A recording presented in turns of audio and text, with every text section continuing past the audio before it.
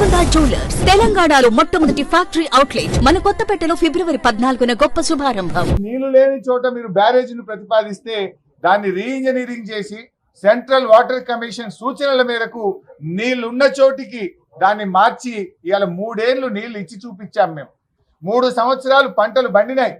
ఇవాళ SRSP stage 2లో బారినాయి కాళేశ్వరం నీళ్లు, ఎస్ఆర్ఎస్పిలో బారినాయి కాళేశ్వరం నీళ్లు, ఉమ్మడి మెదక్ జిల్లాలో బారినాయి కాళేశ్వరం నీళ్లు, కరీంనగర్ జిల్లాలో బారినాయి కాళేశ్వరం నీళ్లు, ఎస్ఆర్ఎస్పి రివర్స్ పంపింగ్ చేసి శ్రీరామ్ సాగర్ ప్రాజెక్టుకు చేరినాయి కాళేశ్వరం నీళ్లు.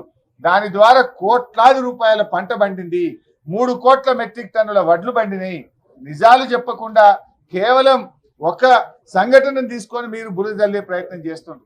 మీరు ఇప్పటికే 5 మంత్రులు పోయినారు, విజిలెన్స్ టీం పోయింది. దానికి ఎక్కడ తప్పు జరిగిందో తప్పకుండా గుర్తించండి, చర్యలు తీసుకోండి, వెంటనే బ్యారేజీని పునరుద్ధరించే పని చేయండి.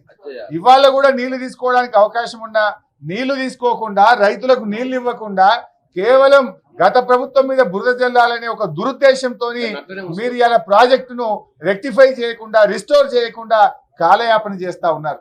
మళ్ళీ జూన్ జూలైలో వర్షాలు వస్తాయి. మీరు త్వరితగతిన నిర్ణయం తీసుకొని ఆ బ్యారేజ్ను రెక్టిఫై చేసే ప్రయత్నం చేయండి. ఇప్పుడు కాళేశ్వరం అంటే ఒక మేడిగడ్డ బ్యారేజీ కాదు కదా. కాళేశ్వరంలో అనేక రిజర్వాయర్లు ఉన్నాయి. కాళేశ్వరంలో భాగంగా మల్లన్న సాగర్, కొండపోచమ్మ సాగర్, రంగనాయక్ సాగర్, అన్నపూర్ణ రిజర్వాయర్, మిడ్మానే రిజర్వాయర్, ఇవన్నీ కూడా ఉన్నాయి కదా. అద్భుతంగా అవి నిర్మించి ఇలా రైతులకు నీళ్లు ఇస్తా ఉన్నాయి, ఫలితాలు అందిస్తా ఉన్నాయి.